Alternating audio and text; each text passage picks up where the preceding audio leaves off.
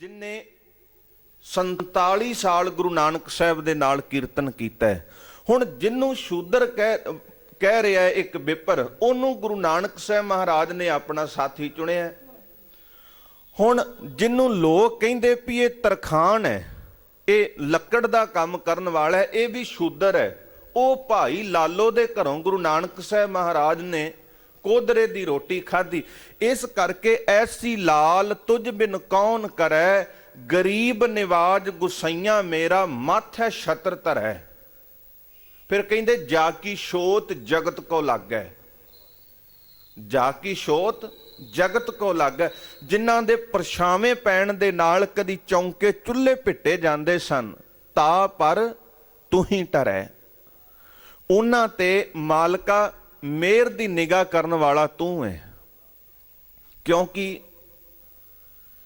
इस भारत दी धरती दे अंदर बहुत ज़्यादा वितकरा होया नीवें वर्गां दे नाल, खास करके शूदरां दे नाल। जदों आपां पुरातन इतिहास पढ़दे हां,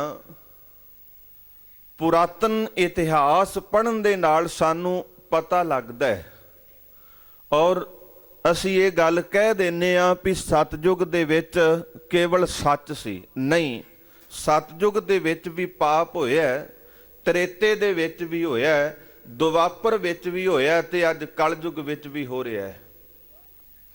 इस करके जिहड़े युग ने ये रब ने नहीं बनाए, ये युग बंदे दी सोच ने बनाए ने। परमात्मा ने कोई युग नहीं बनाया, ना ही गुरबाणी किसी युग नूं मनदी। गुरबाणी दा ते सिद्धांत यह है भी सोई चंद चढ़े सितारे, सोई दिन यर तपत रहे, सा धरती सो पौन चुलारे, जुग जी खिल है थाम कैसे, जीवन तलब निवार होवे परवाना, करें तिंगाना कल लखण विचार।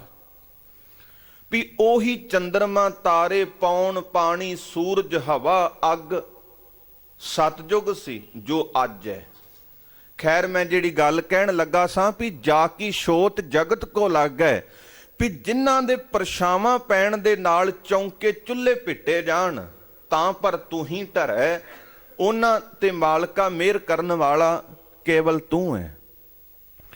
जिन्नू असीं कहने आ राम राज, श्री रामचंद्र दा वक्त, उस वक्त की होया, एक नौजवान दी मौत हो गई। भी नीवें वर्गां दे नाल किन्ना धक्का कीता जांदा, अज भी धक्का कीता जा रहा नीवें वर्गां दे नाल, और अज तो सदियां पहलां भी कीता जांदा सी। ये त्रेते दे विच भी होया, ये द्वापर च भी होया, ये सतयुग च भी होया, और अज कलयुग विच भी हो रहा है। एक नौजवान दी मौत हो गई। नौजवान दी मौत होई ते ओदा पिता आके श्री रामचंद्र दे कोल पुकारिया भी मेरे नौजवान पुत्र दी मौत हो गई है। कोल बैठा सी शातर बिरती वाला विपर, ओदी सोच ने काम कीता। ओ कहन लगा, कहंदा भी महाराज ये इकल्ली नौजवान मौत ही नहीं, आउण वाले समय दे विच बड़े भयानक समय दे विचों हालातां दे विचों सानू लंघना पएगा। उन्हें आख्या कारण की? कहंदा भी कारण यह है भी फलाने खूह दे कंढे ते शंभूक ऋषि बैठा है, वो भगती करदा पिया, वो शूदर है, शूदर नूं अधिकार नहीं, शंभूक ऋषि नूं अधिकार नहीं भगती करन दा, वो भगती कर रहा है ते तां ये नौजवान दी मौत होई है। कहण लगे भी ये इकल्ली मौत नहीं, पता नहीं किन्ना क इत्थे काल पएगा, किन्नियां क मौतां होणगियां, किन्ने भयानक हालातां दे विचों सानू लंघना पएगा। उसे वक्त श्री रामचंद्र ने पाई अपने घोड़े नूं लंगाम और काठी रख के तंग कसिया, छाल मार के घोड़े दे उपर असवार होया, अपनी किरपान लई ते जाके शंभूक ऋषि दा सिर वड्ढ दिता। सिर वड्ढ के लिया के बामणा दे पैरां दे विच सुट्टिया। कहण लगा आ चुको शंभूक ऋषि दा सिर। ये शूदर सी, ये भगती कर रहा सी, तां नौजवान दी मौत होई है। हुण नौजवानां दीयां मौतां नहीं होणगीਆਂ। ਆ ਫੜੋ ਮੈਂ ਉਹਦਾ ਸਿਰ ਵੱਢ ਦਿੱਤਾ ਹੈ। ਭਾਵ ਕਿ ਅੱਗੇ ਤੋਂ ਕੋਈ ਸ਼ੂਦਰ ਵੀ ਹੀਆ ਨਹੀਂ ਕਰੇਗਾ ਵੀ ਉਹ ਰੱਬ ਦੀ ਭਗਤੀ ਕਰ ਸਕੇ। ਇੱਥੇ ਹੀ ਬਸ ਨਹੀਂ, ਨੀਵੇਂ ਵਰਗਾਂ ਦੇ ਨਾਲ ਜਿਹੜਾ ਧੱਕਾ ਉਹ ਬਹੁਤ ਜ਼ਿਆਦਾ ਹੋਇਆ ਔਰ ਅੱਜ ਵੀ ਹੋ ਰਿਹਾ ਹੈ। ਅੱਜ ਵੀ ਹੋ ਰਿਹਾ ਹੈ। ਏਕਲਵਿਆ ਜਿਹਦਾ ਨਾਮ ਇਤਿਹਾਸ ਦੇ ਵਿੱਚ ਆਉਂਦਾ ਹੈ ਔਰ ਆਚਾਰੀਆ ਦਰੋਣ ਦੇ ਕੋਲ ਗਿਆ। ਉਹ ਆਚਾਰੀਆ ਦਰੋਣ ਜਿਨਨੇ ਕਦੀ ਕੌਰਵਾਂ ਤੇ ਪਾਂਡਵਾਂ ਨੂੰ ਸਿਖਾਇਆ, ਉਹ ਆਚਾਰੀਆ ਦਰੋਣ ਜਿਹੜਾ ਅਰਜਨ ਵਰਗਿਆਂ ਦਾ ਉਸਤਾਦ ਹੈ ਔਰ ਐਡਾ ਨਿਸ਼ਾਨੇਬਾਜ਼ੀ ਦੇ ਵਿੱਚ ਨਿਪੁੰਨ ਵੀ ਉਹਨੇ ਅਰਜਨ ਨੂੰ ਸਿਖਾਇਆ। ਤੇ ਅਰਜਨ ਐਡਾ ਨਿਸ਼ਾਨੇਬਾਜ਼ ਸੀ, ਜੇ ਦਰਖਤ ਦੀ ਟਾਹਣੀ ਦੇ ਉੱਪਰ ਚਿੜੀ ਬੈਠੀ ਹੋਵੇ ਤੇ ਹੇਠਾਂ ਇੱਕ ਤੇਲ ਦਾ ਕੜਾ ਹੈ ਤੇ ਉਹ ਅਰਜਨ ਨੂੰ ਇਹ ਗੱਲ ਕਹਿੰਦਾ ਹੈ ਵੀ ਉੱਪਰ ਜਿਹੜੀ ਚਿੜੀ ਬੈਠੀ ਹੈ ਟਾਹਣੀ ਤੇ, ਤੂੰ ਉਸ ਚਿੜੀ ਵੱਲ ਨਹੀਂ ਦੇਖਣਾ, ਤੂੰ ਆਪਣੇ ਤੀਰ ਦਾ ਨਿਸ਼ਾਨਾ ਉਸ ਚਿੜੀ ਵੱਲ ਨੂੰ ਸਿੰਨਣਾ ਹੈ। ਔਰ ਨਿਸ਼ਾਨਾ ਕੇਵਲ ਪੂਰੀ ਚਿੜੀ ਨੂੰ ਨਹੀਂ, ਚਿੜੀ ਦੀ ਅੱਖ ਦੇ ਵਿੱਚ ਤੀਰ ਦੀ ਨੋਕ ਜਾ ਕੇ ਵੱਜਣੀ ਚਾਹੀਦੀ ਹੈ।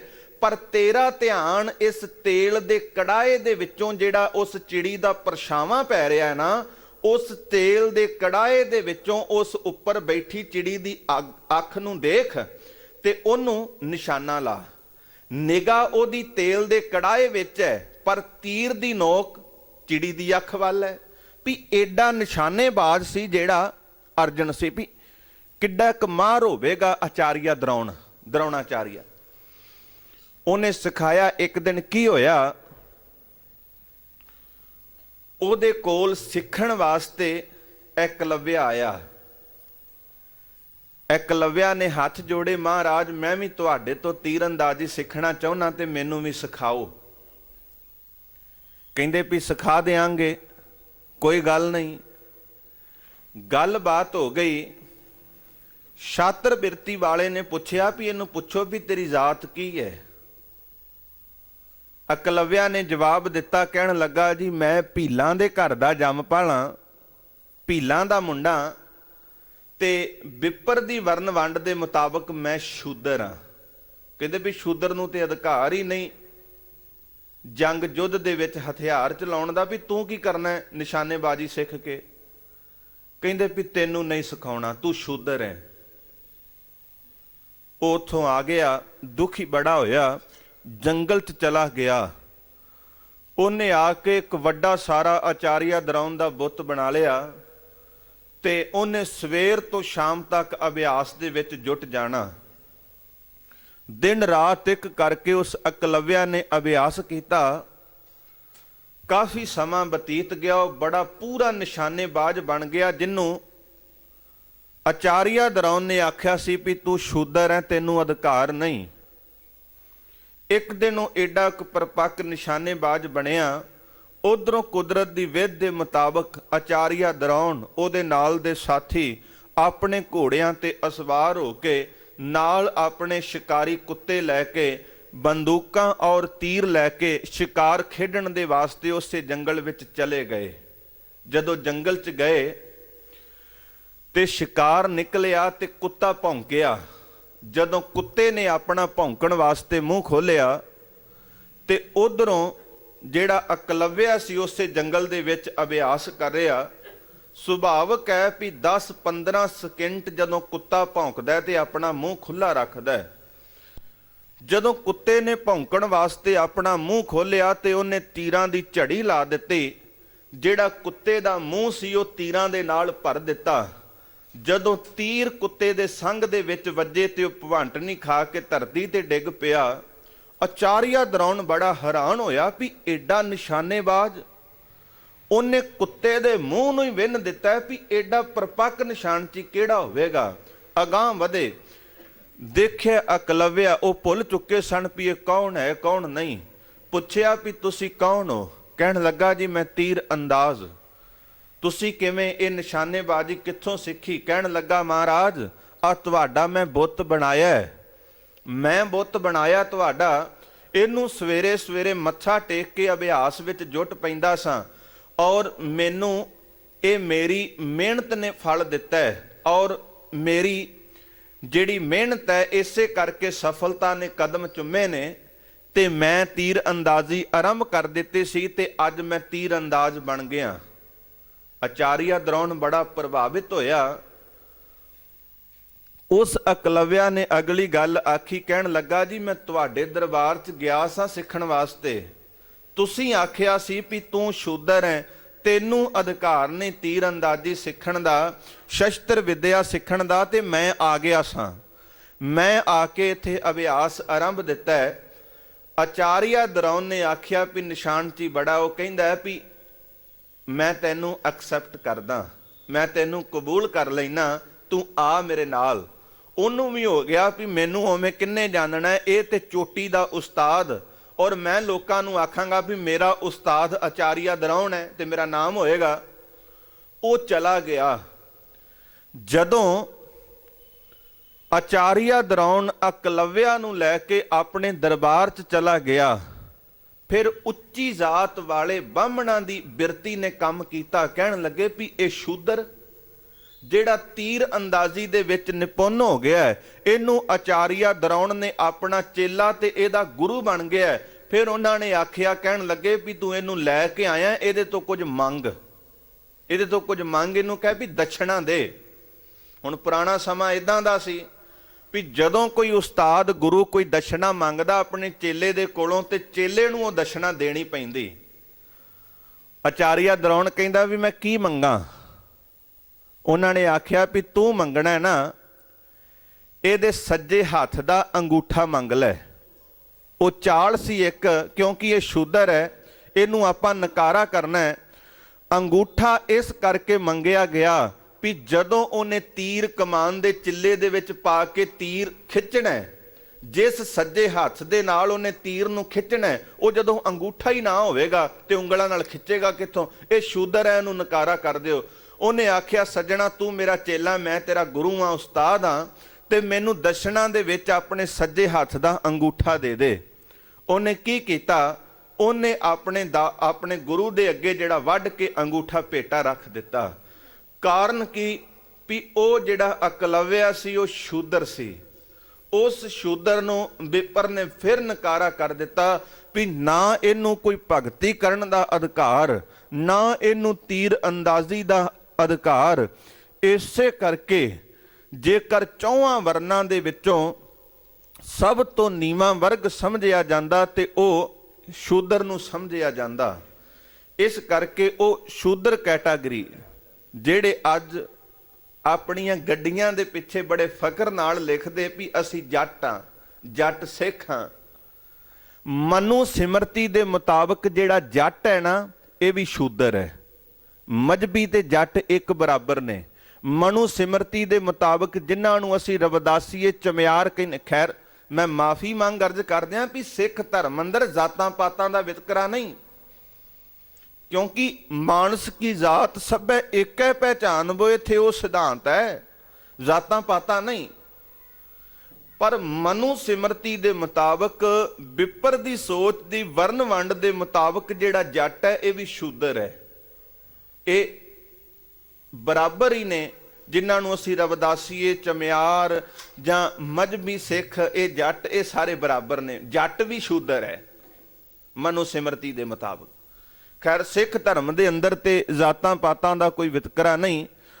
ਹੁਣ ਭਗਤ ਰਵਿਦਾਸ ਕਹਿੰਦੇ ਵੀ ਜਿੱਥੇ ਇੰਨਾ ਧੱਕਾ ਹੋਇਆ ਹੋਵੇ ਨੀਵੇਂ ਵਰਗਾਂ ਦੇ ਨਾਲ, ਨੀਵੇਂ ਵਰਗਾਂ ਨਾਲ ਏਡਾ ਧੱਕਾ, ਉੱਥੇ ਭਗਤ ਰਵਿਦਾਸ ਜੀ ਕਹਿੰਦੇ ਜਾ ਕੀ ਛੋਤ ਜਗਤ ਕੋ ਲਾਗੈ, ਤਾਂ ਪਰ ਤੁਹੀ ਟਰੈ, ਨੀਚਹ ਊਚ ਕਰੈ ਮੇਰਾ ਗੋਬਿੰਦ, ਕਾਹੂ ਤੇ ਨਾ ਡਰੈ। ਨੀਵਿਆਂ ਤੋਂ ਉੱਚੇ ਕਰਨ ਵਾਲਾ ਮੇਰਾ ਮਾਲਕ ਹੈ, ਤੇ ਇਹ ਕੇਵਲ ਕਿਰਪਾ ਉਹਨਾਂ ਤੇ ਕਰਦਾ ਜਿਨ੍ਹਾਂ ਦੇ ਅੰਦਰੋਂ ਦੁਬਦਾ ਖਤਮ ਹੋ ਜਾਂਦੀ ਹੈ, ਜਿਨ੍ਹਾਂ ਦਾ ਵਿਸ਼ਵਾਸ ਇੱਕ ਰੱਬ ਦੇ ਉੱਪਰ ਹੁੰਦਾ ਹੈ। ਇਸ ਕਰਕੇ ਭਗਤ ਰਵਿਦਾਸ ਕਹਿੰਦੇ ਵੀ ਜਿਵੇਂ ਪਾਰਸ ਦੇ ਨਾਲ ਮਿਲ ਕੇ ਲੋਹਾ ਸੋਨਾ ਬਣ ਜਾਂਦਾ ਹੈ, 8 ਪ੍ਰਕਾਰ ਦੀਆਂ ਧਾਤਾਂ ਨੂੰ ਉਹ ਸੋਨੇ 'ਚ ਕਨਵਰਟ ਕਰ ਦਿੰਦਾ ਪਾਰਸ, ਜਿਹੜਾ ਪਰਿਪੂਰਨ ਪਰਮਾਤਮਾ ਦੇ ਪਾਰਸ ਰੂਪੀ ਚਰਨਾਂ ਦੇ ਨਾਲ ਜੁੜਿਆ। ਦੁਬਦਾ ਨਾ ਹੋਈ, ਉਹਦੇ ਅੰਦਰ ਦੁਬਦਾ ਨਹੀਂ ਰਹਿੰਦੀ, ਦੁਬਦਾ ਖਤਮ ਹੋ ਜਾਂਦੀ ਹੈ। ਭੈਰੋ ਬਾਣੀ ਰਵਿਦਾਸ ਜੀਓ ਕੀ। ਭੈਰੋ ਰਾਗ ਦਾ ਨਾਮ ਹੈ, ਕਿਉਂਕਿ ਗੁਰੂ ਸਾਹਿਬਾਨਾਂ ਨੇ ਰਾਗ ਨੂੰ ਬਹੁਤ ਅਹਿਮੀਅਤ ਦਿੱਤੀ ਹੈ।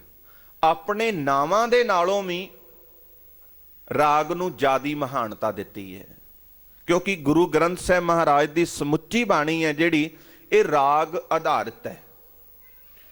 ਕਿਤੇ ਵੀ ਤੁਸੀਂ ਪੜੋਗੇ ਗੁਰਬਾਣੀ ਦੇ ਅੰਦਰ ਰਾਗ ਆਸਾ ਮਹਿਲਾ ਪਹਿਲਾ, ਰਾਗ ਆਸਾ ਮਹਿਲਾ ਤੀਜਾ, ਰਾਗ ਭੈਰੋ ਮਹਿਲਾ ਪਹਿਲਾਂ ਰਾਗ ਦਾ ਨਾਮ, ਫਿਰ ਗੁਰੂ ਵਿਅਕਤੀ ਦਾ ਨਾਮ, ਵੀ ਇਹ ਕਿਸ ਸਰੀਰ ਦੇ ਵਿੱਚ ਬਾਣੀ ਉਚਾਰਨ ਕੀਤੀ ਗਈ। ਇਸੇ ਤਰ੍ਹਾਂ ਭੈਰੋ, ਇਹ ਭੈਰੋ ਰਾਗ ਦਾ ਨਾਮ ਹੈ। ਬਾਣੀ ਰਵਿਦਾਸ ਜੀਓ ਕੀ। ਹੁਣ ਇੱਕ ਗੱਲ ਇੱਥੇ ਇਹ ਵੀ ਬੜੀ ਨੁਕਤੇ ਵਾਲੀ, ਜੀਓ ਸ਼ਬਦ ਸਤਿਗੁਰੂ ਨੇ ਭਗਤਾਂ ਦੇ ਨਾਮ ਨਾਲ ਲਾਇਆ। ਜਦੋਂ ਆਪਾਂ ਬਾਣੀ ਪੜਾਂਗੇ ਉਦੋਂ ਪਤਾ ਲੱਗੇਗਾ, ਜੀ ਸ਼ਬਦ ਤੇ ਜੀਓ ਸ਼ਬਦ ਸਤਿਕਾਰਵਾਚਕ ਸ਼ਬਦ ਸਤਿਗੁਰੂ ਨੇ ਆਪਣੇ ਬਾਣੀ ਜਾਂ ਸ਼ਬਦਾਂ ਦੇ ਨਾਲ ਮਹਿਲਾ ਪਹਿਲਾ ਜੀਓ ਜਾਂ ਮਹਿਲਾ ਦੂਜਾ ਜੀ ਨਹੀਂ ਲਾਇਆ, ਪਰ ਭਗਤਾਂ ਦਾ ਇੰਨਾ ਸਤਿਕਾਰ ਕੀਤਾ, ਉਹਨਾਂ ਦੇ ਨਾਵਾਂ ਦੇ ਨਾਲ ਗੁਰੂ ਅਰਜਨ ਸਾਹਿਬ ਮਹਾਰਾਜ ਨੇ ਜੀਓ ਸ਼ਬਦ ਵਰਤਿਆ। ਜਦੋਂ ਬਾਣੀ ਪੜਾਂਗੇ ਇਹ ਬੜੀ ਨੁਕਤੇ ਵਾਲੀ ਗੱਲ ਸਾਨੂੰ ਮਿਲੇਗੀ, ਕਿਉਂਕਿ ਸਤਿਕਾਰ ਸਤਿਗੁਰੂ ਰੱਬੀ ਭਗਤਾਂ ਦਾ ਇੰਨਾ ਕਰਦੇ। ਬਾਣੀ ਰਵਿਦਾਸ ਜੀਓ ਕੀ ਘਰ ਦੂਜਾ। ਜਦੋਂ ਕੀਰਤਨ ਦੇ ਰੂਪ ਦੇ ਵਿੱਚ ਇਸ ਪਾਵਨ ਸ਼ਬਦ ਨੂੰ ਗਾਉਣਾ ਤੇ ਉਦੋਂ ਦੂਜੇ ਘਰ ਦੇ ਵਿੱਚ ਗਾਉਣ ਦੀ ਹਦਾਇਤ ਹੈ। ਇਸ ਸ਼ਬਦ ਨੂੰ ਕਹਿੰਦੇ ਇੱਕ ਓੰਕਾਰ, ਅਕਾਲ ਪੁਰਖ ਪਰਮਾਤਮਾ ਇੱਕ ਹੈ, ਉਹ ਸਾਰਿਆਂ ਦੇ ਵਿੱਚ ਸਮਾਇਆ ਹੋਇਆ ਹੈ। ਸਦੀਵ ਕਾਲ ਰਹਿਣ ਵਾਲਾ ਗੁਰ ਪ੍ਰਸਾਦ, ਉਹ ਗੁਰੂ ਦੀ ਕਿਰਪਾ ਦੇ ਨਾਲ ਮਿਲਦਾ ਹੈ। ਹਜ਼ੂਰ ਆਰੰਭਕ ਪੰਕਤੀਆਂ 'ਚ ਕਿਰਪਾ ਕਰਦੇ, ਕਹਿੰਦੇ ਬਿਨ ਦੇਖੇ ਉਪਜੈ ਨਹੀਂ ਆਸਾ। ਕਿਉਂਕਿ ਅੱਜ ਹਰ ਇੱਕ ਬੰਦੇ ਦੀ ਹਾਲਤ ਇਹ ਹੈ ਵੀ ਮੈਂ ਜਿਹਨੂੰ ਪੂਜ ਰਿਹਾ, ਮੈਂ ਜਿਹਦੀ ਪੂਜਾ ਕਰ ਰਿਹਾ, ਜਾਂ ਮੈਂ ਜਿਹਨੂੰ ਚੇਤੇ ਕਰ ਰਿਹਾ, ਮੈਂ ਉਹਨੂੰ ਦੇਖਾਂ।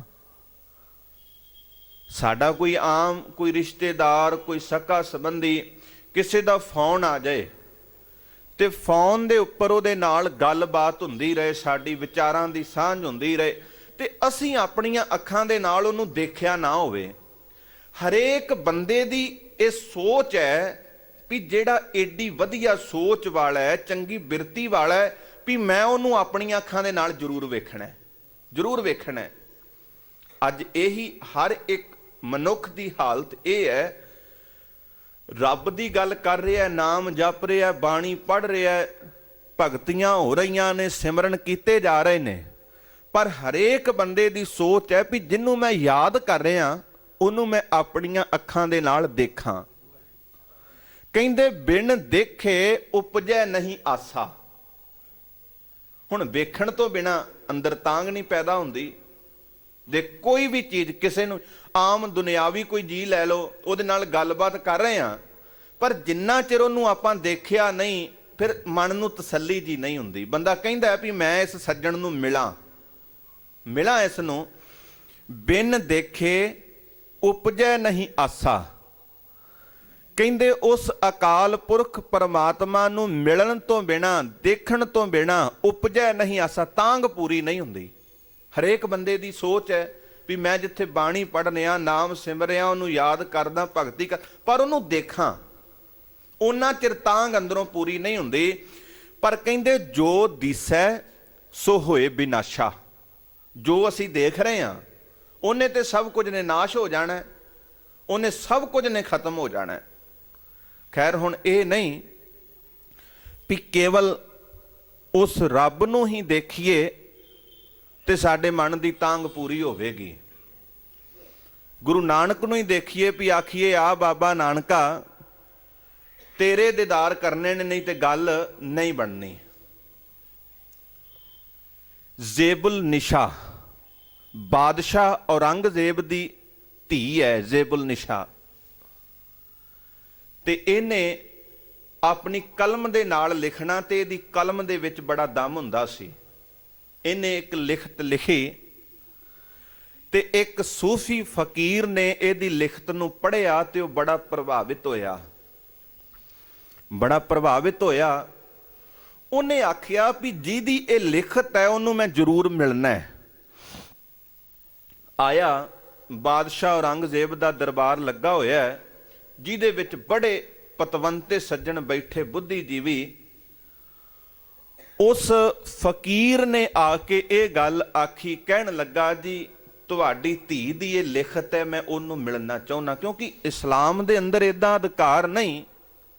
ਉਹ ਕ੍ਰੋਧ ਦੇ ਵਿੱਚ ਲੋਹਾ ਲਾਖਾ ਹੋ ਗਿਆ, ਗੁੱਸਾ ਬਹੁਤ ਆਇਆ।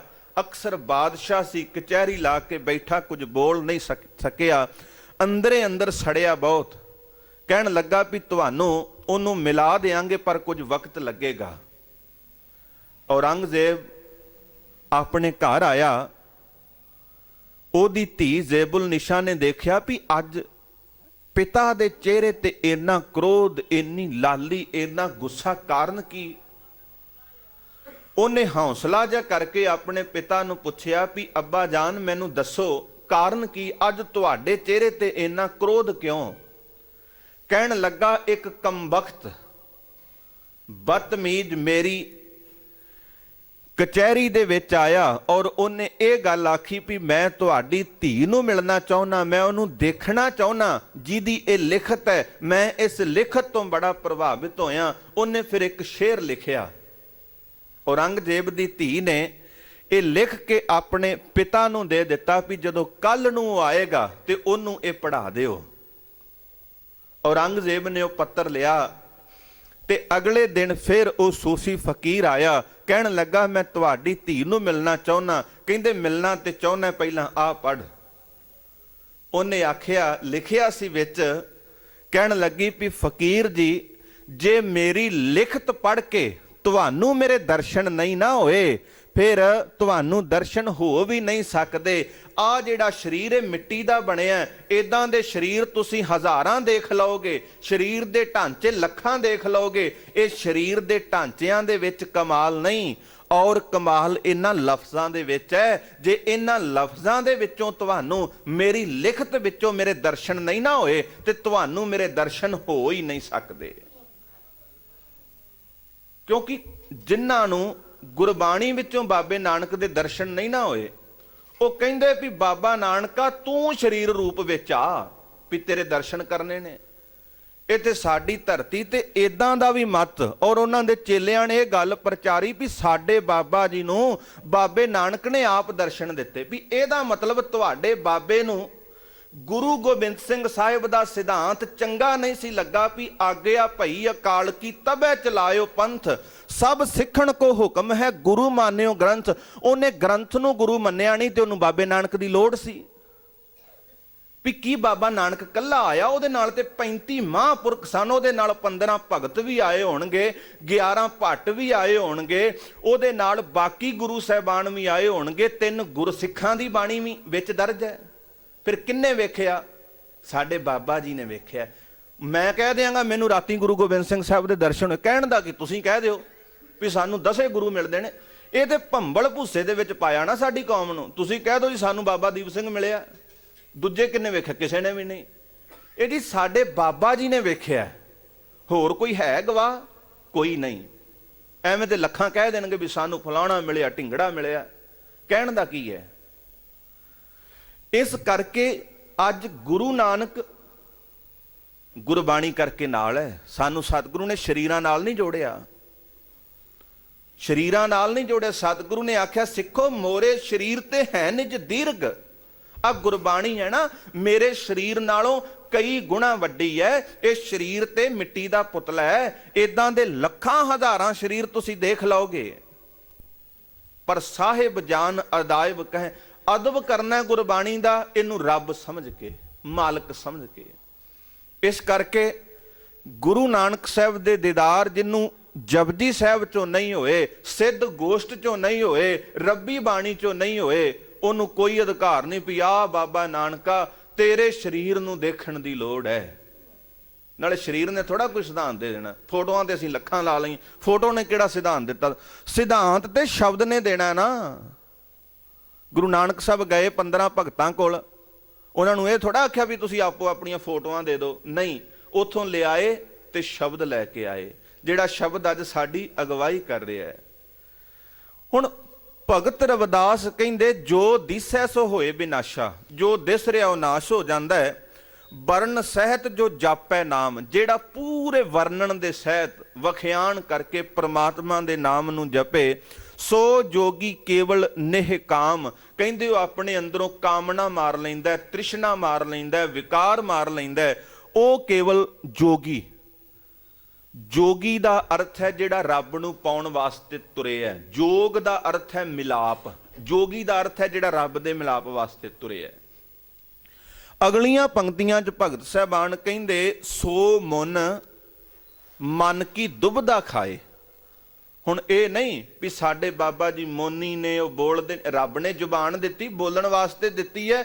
ਤੁਹਾਡੇ ਬਾਬੇ ਵਰਗਾ ਨਿਭਾਗਾ ਕਿੱਡਾ ਹੋ ਸਕਦਾ? ਹੁਣ ਸਮੁੱਚੀ ਜਨਤਾ ਨੂੰ ਰੱਬ ਜ਼ੁਬਾਨ ਹੀ ਨਾ ਦੇ, ਕਿਉਂਕਿ ਸਾਡੀ ਸਾਂਝ ਤੇ ਸ਼ਬਦਾਂ ਨਾਲ ਹੈ ਨਾ, ਸ਼ਬਦਾਂ ਨਾਲ ਹੈ ਸਾਂਝ। ਹੁਣ ਮੈਂ ਕੁਝ ਬੋਲਾਂ ਨਾ, ਚੁੱਪ ਹੋ ਜਾਵਾਂ 1 ਮਿੰਟ 2 ਮਿੰਟ 4 5 7 ਮਿੰਟ, ਮੇਰੀ ਤੇ ਤੁਹਾਡੀ ਸਾਂਝ ਸ਼ਬਦਾਂ ਨਾਲ। ਤੁਸੀਂ ਸ਼ਬਦ ਸੁਣ ਲਿਓ, ਮੇਰੇ ਸਰੀਰ ਨੂੰ ਕੀ ਕਰਨਾ? ਤੁਸੀਂ ਕਹਿਣਾ ਭਾਈ ਸਾਹਿਬ ਥੱਲੇ ਆਓ, ਤੁਹਾਨੂੰ ਇੱਥੇ ਕੁਝ ਬੋਲਣ ਵਾਸਤੇ ਬਿਠਾਇਆ, ਤੁਹਾਡੀ ਸ਼ਕਲ ਥੋੜਾ ਵੇਖਣੀ ਹੈ। ਸਾਂਝ ਤੇ ਸ਼ਬਦਾਂ ਨਾਲ ਹੈ। ਸਾਡਾ ਗੁਰੂ ਤਾਂ ਹੀ ਸ਼ਬਦ ਹੈ, ਤਾਂ ਹੀ ਸ਼ਬਦ ਹੈ। ਸਾਂਝ ਸ਼ਬਦਾਂ, ਜੋ ਵੀ ਕਿਰਤਕਾਰ ਦੁਨੀਆ ਦੀ ਚੱਲ ਰਹੀ ਉਹ ਸ਼ਬਦਾਂ ਕਰਕੇ ਚੱਲ ਰਹੀ ਹੈ।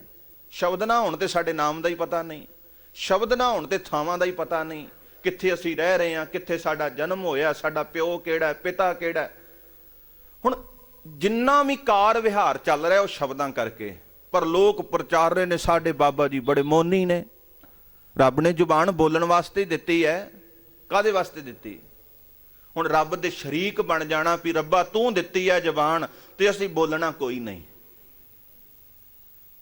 ਪ੍ਰਿੰਸੀਪਲ ਹਰਭਜਨ ਸਿੰਘ ਨੇ ਇੱਕ ਬੜੀ ਸੁੰਦਰ ਗੱਲ ਲਿਖੀ। ਉਹ ਕਹਿੰਦੇ ਵੀ ਅਸੀਂ ਗਏ, ਸਮਾਂ ਮੇਰੇ ਕੋਲ ਬਹੁਤ ਘੱਟ ਹੈ, ਇੱਕ ਮੁਨੀ ਟੱਕਰ ਪਿਆ ਉਹਨਾਂ ਨੂੰ। ਉਹ ਮੁਨੀ ਬੋਲਿਆ ਤੇ ਕੁਝ ਨਾ, ਉਹਨੇ ਨਾ ਸਲੇਟੀ ਲੈ ਕੇ ਤੇ ਇੱਕ ਫੱਟੀ ਉੱਪਰ ਲਿਖ ਦਿੱਤਾ ਵੀ ਤੁਸੀਂ ਚਾਹ ਪਾਣੀ ਪਿਆਓ ਇਹ ਜਿਹੜੇ ਸੱਜਣ ਆਏ ਨੇ। ਉਹ ਪ੍ਰਿੰਸੀਪਲ ਸਾਹਿਬ ਬੜੇ ਬੁੱਧੀਜੀਵੀ ਸਨ। ਉਹ ਕਹਿੰਦੇ ਵੀ ਸੱਜਣਾ ਕਿਹੜੇ ਵਕਤ ਨੂੰ ਪਿਆ ਐਵੇਂ? ਮਨ ਤੇ ਤੇਰਾ ਬੋਲ ਰਿਹਾ ਨਾ, ਜੇ ਜ਼ੁਬਾਨ ਨਹੀਂ ਬੋਲੀ, ਮਨ ਨੇ ਤੇ ਲਿਖ ਤੇ ਨਾ ਸ਼ਬਦ, ਜੋ ਤੇਰੇ ਮਨ ਦੀ ਭਾਵਨਾ ਸੀ ਉਹ ਲਿਖ ਦਿੱਤੀ। ਉਹ ਕਹਿੰਦਾ ਬਾਬਾ ਜੀ ਇਹ ਮੈਂ ਤੇ ਫਸ ਗਿਆ ਪੰਗੇ ਦੇ ਵਿੱਚ। ਉਹ ਕਹਿੰਦੇ ਵੀ ਗੱਲ ਕੀ? ਉਹ ਕਹਿੰਦੇ ਵੀ 1-2 ਦਿਨ ਮੈਂ ਉਦਾਂ ਹੀ ਢੋਂਗ ਰਚਿਆ ਵੀ ਮੈਂ ਬੋਲਣਾ ਨਹੀਂ, ਤੇ ਹੁਣ ਕੀ ਕਰਾਂ ਵੀ ਜਦੋਂ ਇਹ ਆਸੇ ਪਾਸੇ ਹੁੰਦੇ ਨੇ ਉਦੋਂ ਮੈਂ ਬੋਲ ਲੈਣਾ, ਨਹੀਂ ਤੇ ਮੈਂ ਚੁੱਪ ਕਰ ਜਾਣਾ। ਇਹ ਮੇਰੇ ਚੇਲਿਆਂ ਦੇ ਵਿੱਚ ਮੇਰਾ ਬਹੁਤਾ ਮਾਣ ਸਤਿਕਾਰ ਇਸੇ ਕਰਕੇ ਹੀ ਬਣਿਆ, ਕਿਉਂਕਿ ਕਈ ਲੋਕਾਂ ਨੇ ਭਰਮ ਹੀ ਇਹ ਪਾਇਆ, ਭਰਮ ਹੀ ਇਹ ਪਾਇਆ। ਉਹ ਕਹਿੰਦੇ ਵੀ ਮੈਂ ਬੜਾ ਵਕਤ ਨੂੰ ਫੜਿਆ, ਮੈਂ ਕਹਿ ਤੇ ਦਿੱਤਾ ਵੀ ਮੈਂ ਮੋਨੀ ਬਣ ਜਾਣਾ, ਵੀ ਹੁਣ ਦੇਖੋ ਵੀ ਮੈਂ ਕਿੱਡਾ ਔਖਾ ਹੋਇਆ। ਹੁਣ ਹੋ ਸਕਦਾ ਕੋਈ ਮੋਨੀ? ਸਾਨੂੰ ਤੁਹਾਨੂੰ ਜ਼ੁਬਾਨ ਦਿੱਤੀ, ਬੋਲਣ ਤੋਂ ਰਹਿ ਹੀ ਨਹੀਂ ਸਕਦਾ ਬੰਦਾ। ਹੁਣ ਹਜ਼ੂਰ ਕਿਰਪਾ ਕਰਦੇ, ਕਹਿੰਦੇ ਸੋ ਮੁਨ, ਅਸਲ ਦੇ ਵਿੱਚ ਉਹ ਰਿਸ਼ੀ ਮੁਨੀ ਹੈ ਮਨ ਕੀ ਦੁਬਦਾ ਖਾਏ, ਜਿਹੜਾ ਅੰਦਰੋਂ ਦੁਬਦਾ ਨੂੰ ਖਾਂਦਾ ਹੈ। ਬਿਨ ਦੁਆਰੇ ਤ੍ਰੈ ਲੋਕ ਸਮਾਏ, ਬਿਨ ਦੁਆਰੇ 10 ਦੁਆਰਿਆਂ ਵਾਲੇ ਸਰੀਰ ਦੀ ਜਿਹੜਾ ਪ੍ਰਵਾਹ ਹੀ ਨਾ ਕਰੇ। ਤ੍ਰੈ ਲੋਕ ਸਮਾਏ, ਜਿਹੜਾ 3 ਲੋਕਾਂ ਭਵਨਾਂ ਦੇ ਵਿੱਚ ਵਸਿਆ ਰੱਬ, ਉਹਦੇ ਵਿੱਚ ਸਮਾ ਜਾਏ। ਮਨ ਕਾ ਸੁਭਾਓ ਸਭ ਕੋਈ ਕਰੇ, ਹਰੇਕ ਬੰਦਾ ਆਪਣੇ ਮਨ ਪਿੱਛੇ ਤੁਰਦਾ, ਮਨ ਦੇ ਮਗਰ ਚੱਲਦਾ। ਕਰਤਾ ਹੋਏ ਸੋ ਅਨ ਭੈ ਰਹੈ, ਕਹਿੰਦੇ ਫਿਰ ਉਹ ਜਿਹੜਾ ਦੁਬਦਾ ਨੂੰ ਮਾਰ ਲੈਂਦਾ ਤੇ ਇੱਕੋ ਰੱਬ ਦੇ ਭਾਣੇ ਹੁਕਮ ਵਿੱਚ ਚੱਲਦਾ, ਉਹ ਕਰਤੇ ਦਾ ਰੂਪ ਹੋ ਜਾਂਦਾ ਤੇ ਉਹਨੂੰ ਫਿਰ ਕਿਸੇ ਦਾ ਡਰ ਨਹੀਂ ਰਹਿੰਦਾ। ਫਿਰ ਕਹਿੰਦੇ ਫਲ ਕਾਰਨ ਫੁੱਲੀ ਬਨਰਾਏ, ਬਨਸਪਤੀ ਫੁੱਲਾਂ ਦੇ ਕਾਰਨ ਫਲ ਦੇ ਰਹੀ ਹੈ, ਫੁੱਲ ਨਾ ਲੱਗਣ ਤੇ ਫਲ ਕਿੱਥੋਂ? ਇਸ ਕਰਕੇ ਫਲ ਕਾਰਨ ਫੁੱਲੀ ਬਨਰਾਏ, ਫਲ ਲਾਗਾ ਤਬ ਫੂਲ ਬਿਲਾਏ। ਜਦੋਂ ਫਲ ਲੱਗ ਜਾਂਦਾ ਹੈ ਨਾ ਉਦੋਂ ਫੁੱਲ ਝੜ ਜਾਂਦੇ ਨੇ, ਫੁੱਲ ਦੂਰ ਹੋ ਜਾਂਦੇ ਨੇ।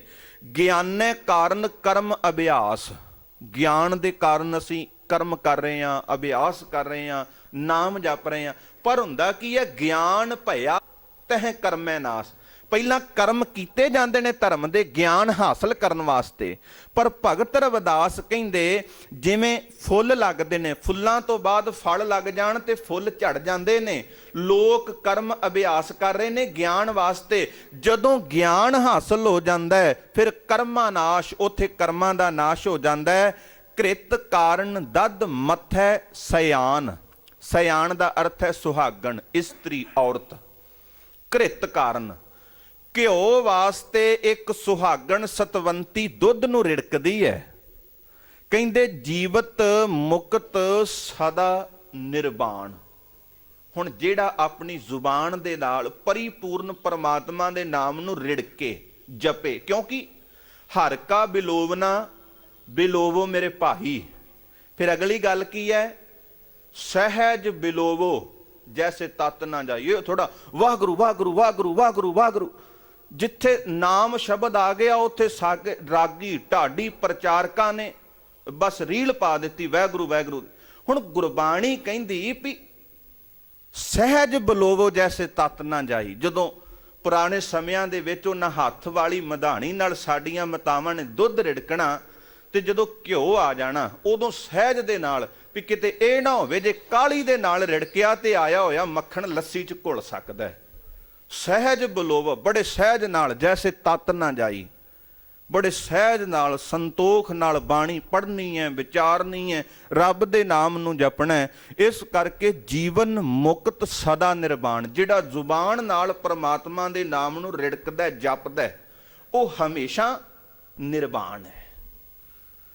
ਕਹਿ ਰਵਿਦਾਸ ਪਰਮ ਬੈਰਾਗ। ਰਵਿਦਾਸ ਜੀ ਕਹਿੰਦੇ ਵੀ ਉਹ ਅਸਲ ਦੇ ਵਿੱਚ ਸਿਰੇ ਦਾ ਬੈਰਾਗੀ ਹੈ।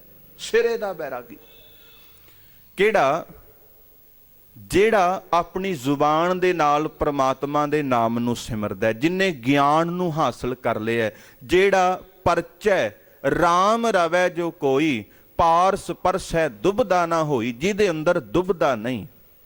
ਫਿਰ ਭਗਤ ਸਾਹਿਬਾਨ ਕਹਿੰਦੇ ਹਿਰਦੈ ਰਾਮ ਕੀ ਨਾ ਜਪਸ ਅਭਾਗ।